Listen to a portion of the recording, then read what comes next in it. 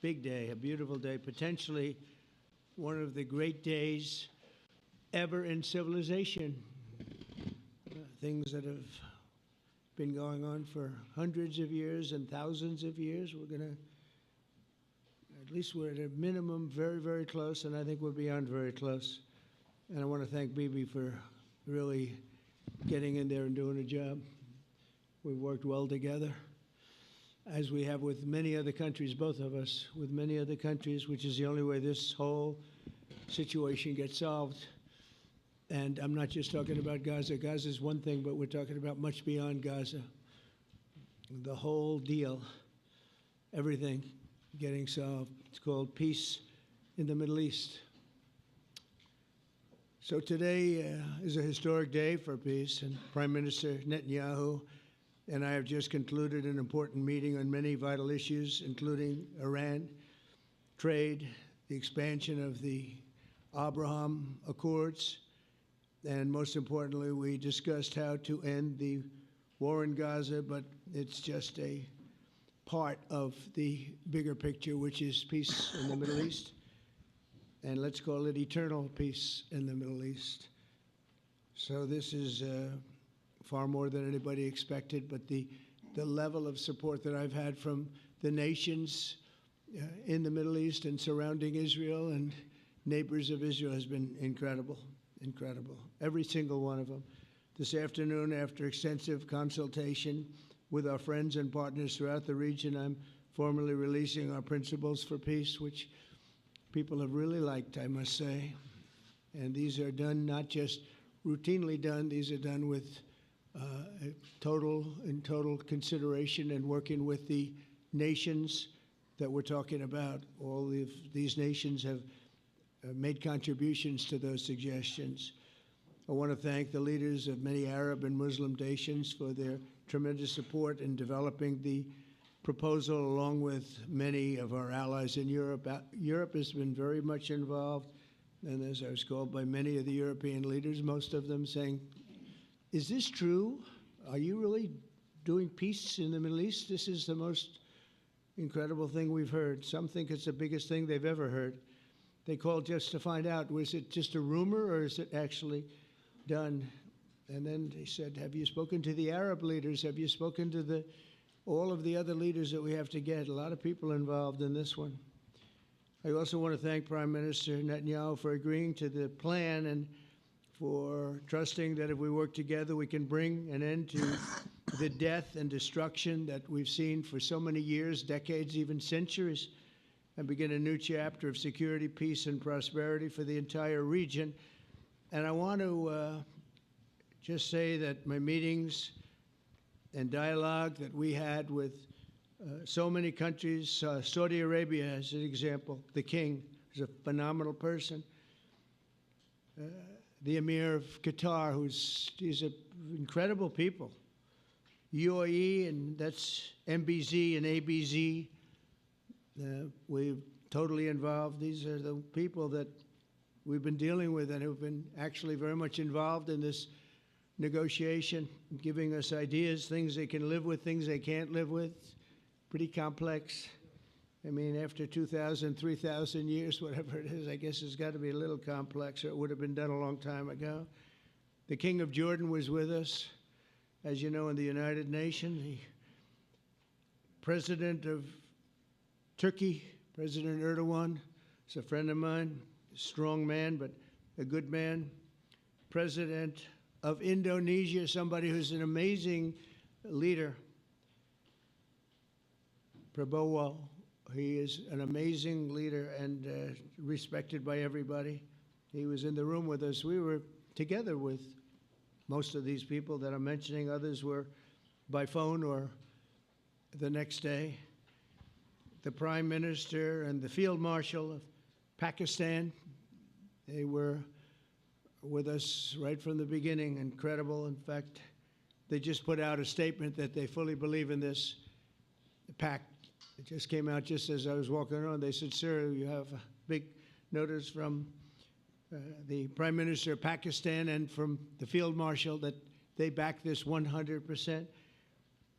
President El-Sisi of Egypt, who's terrific, And these are people I've gotten to know over the years. I mean, I would say it started around 2015 and then went into 2016 when the presidency officially began. But I've known him actually for a long time, and there are many cases really great men. I can't say in all cases, but I will tell you in many cases they're great men and some great women too. They tend to be mostly men, however, I will say that. But if accepted by Hamas, this proposal calls for the release of all remaining hostages immediately, but in no case more than 72 hours. So the hostages are coming back, and I hate even saying this from the standpoint, doesn't sound right, but it is so important to the parents. The bodies of the young men, I believe in almost all cases, the young men are coming back immediately. I met with parents. The parents felt as strongly about getting the body of their dead boy back as they did as though the boy were alive and well. It's so important to them. And it means the immediate end to the war itself, not just Gaza. It's the war itself. Under the plan, Arab and Muslim countries have committed, and in writing in many cases, but I actually would take their word for it. The people I mentioned, I'd take their word for it, to demilitarize Gaza, and that's quickly. Decommission the military capabilities of Hamas and all other terror organizations. Do that immediately. And we're relying on the countries that I named and others to deal with Hamas. And I'm hearing that Hamas wants to get this done too, and that's a good thing.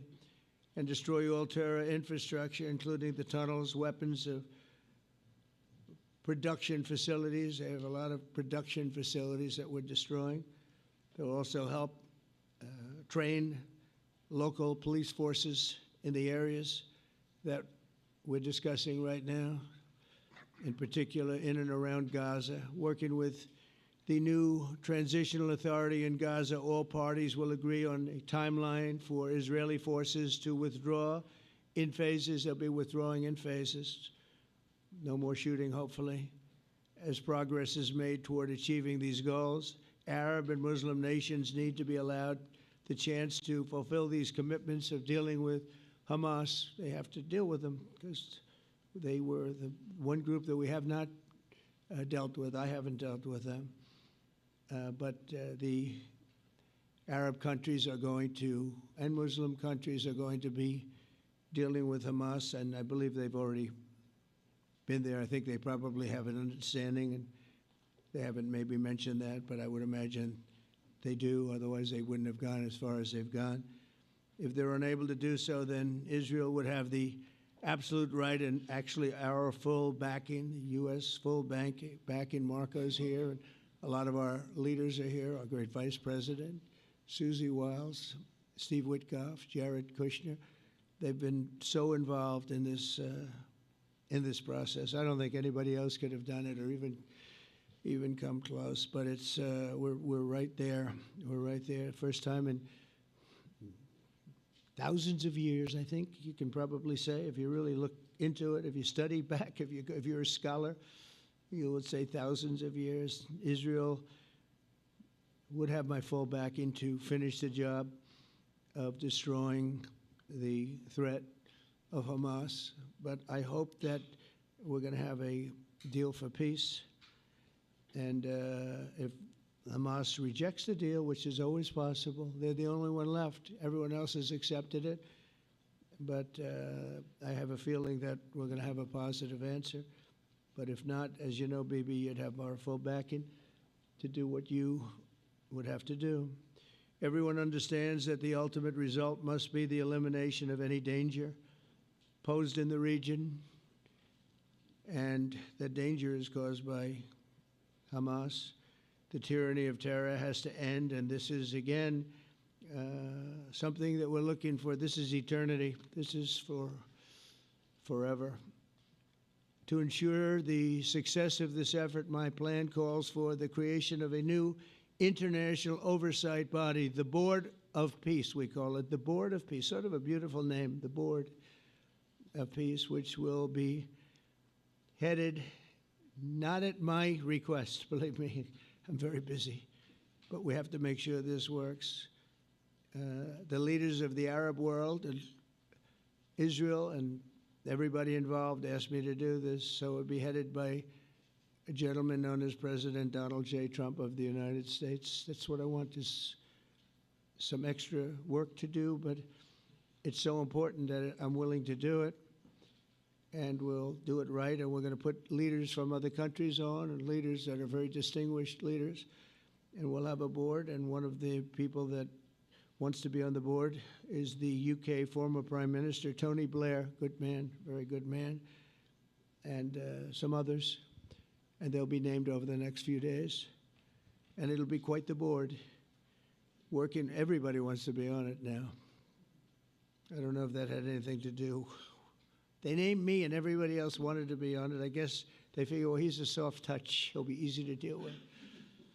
Working with the World Bank and others, it will be responsible for recruiting and training a new government that will be made up of Palestinians along with highly qualified experts from all around the world. Hamas and other terrorist factions will play no role in the board, but they'll play no role in the governance of Gaza at all, directly or indirectly. As you know, thousands of Hamas leaders have been killed and soldiers have been killed.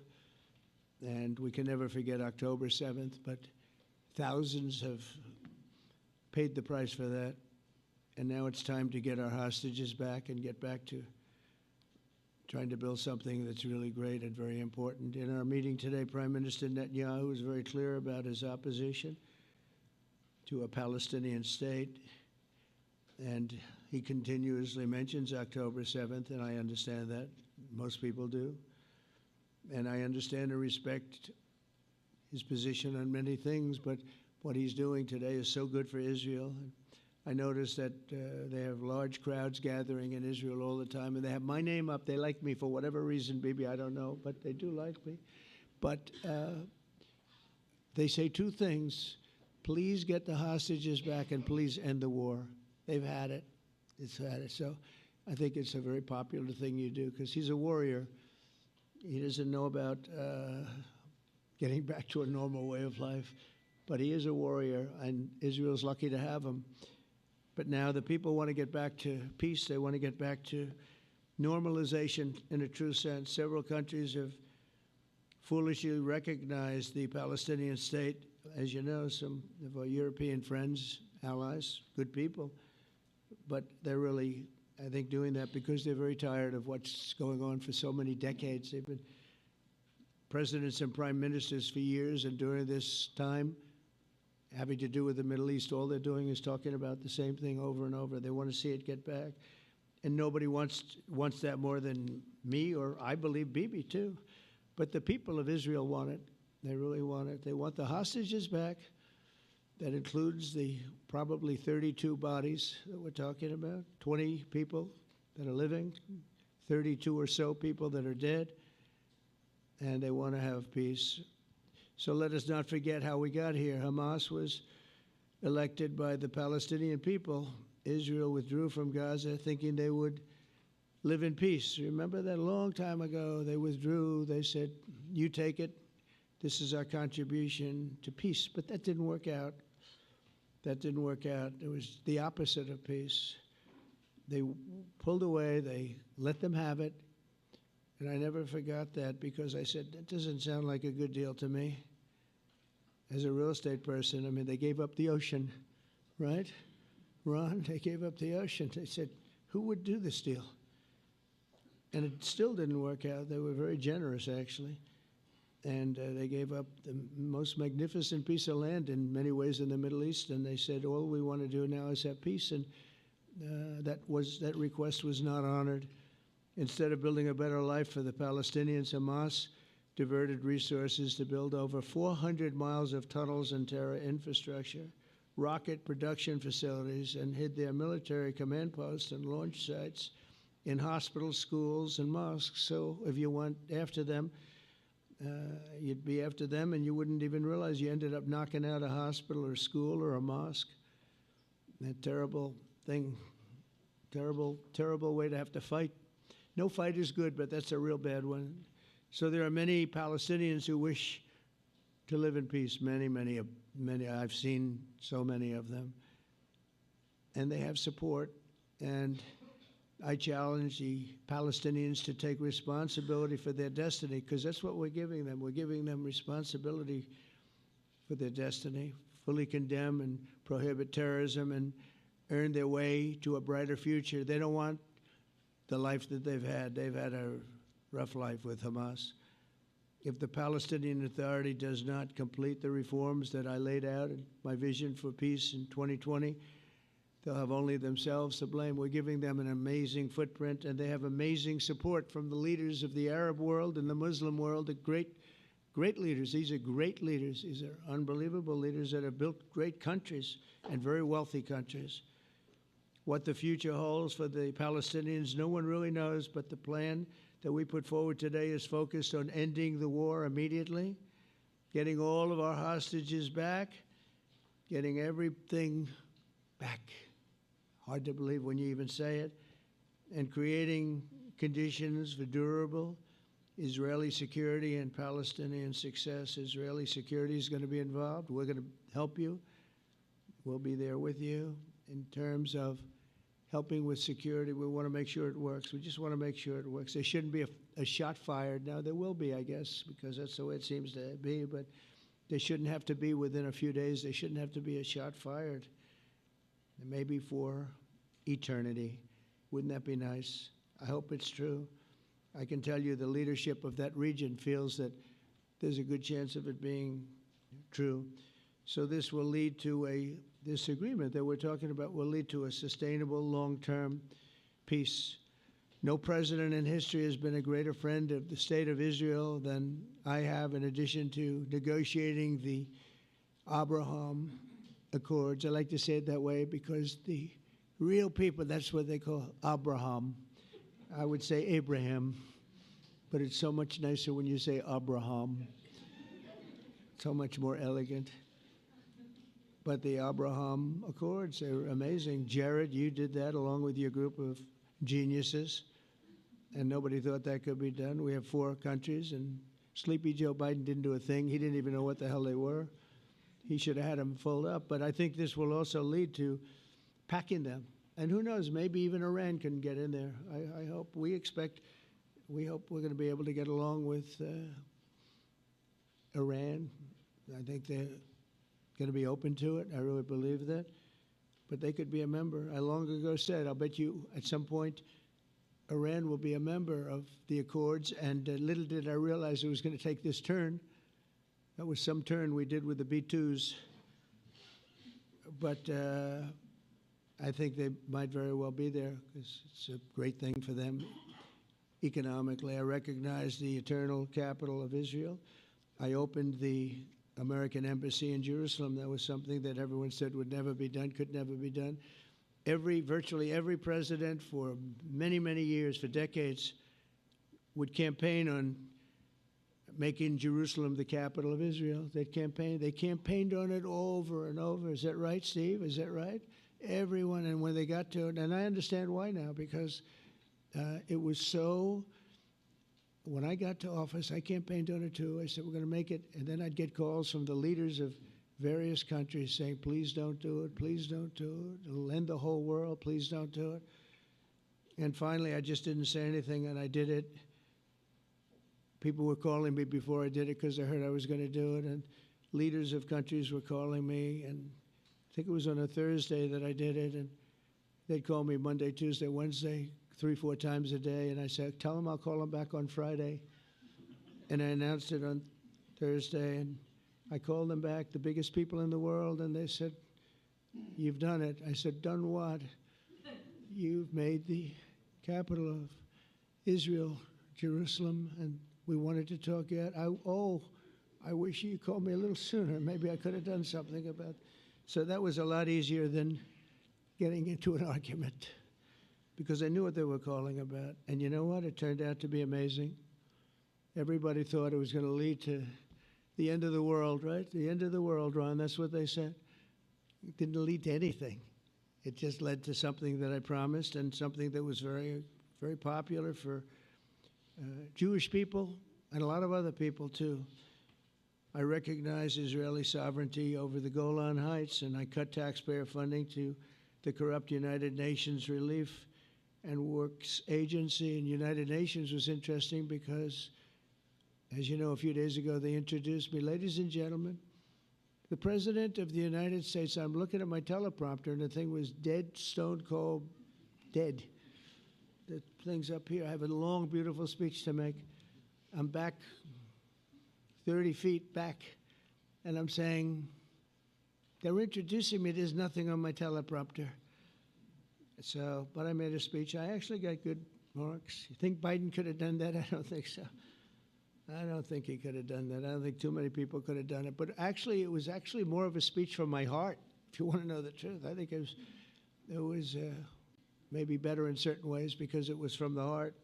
It has to be from the heart. Otherwise, you're in big trouble. But I cut taxpayer funding for that very corrupt United Nations Relief and Works Agency, and nobody thought that would be done, and withdrew from the horrible Iran nuclear deal that was imposed upon Israel by Barack Hussein Obama and Biden. And I don't think Biden knew anything about it, though. I don't think he knows anything about it now, actually, if you ask him. He'd say, what is that? And we obliterated Iran's nuclear enrichment capacity, making it impossible for them to have a nuclear weapon, which they would have had probably in about 2 months from that.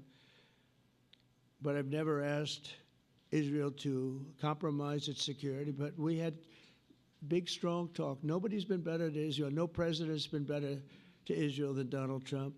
But we had a long, strong talk, Bibi and I, and he understands it's time. It's time. History has shown. And the people of Israel want it. And the people of the Middle East want it. The people of enemies of Israel want it. But they don't have really too many enemies right now. And you know what? Many countries have gained great respect for Israel, for the way they fight, for the job they do, including me. I had respect anyway, but they gained respect. History has shown us that those who have relations with Israel have thrived, while those who have devoted resources and attention toward the destruction and even annihilation of Israel have languished. They haven't done well.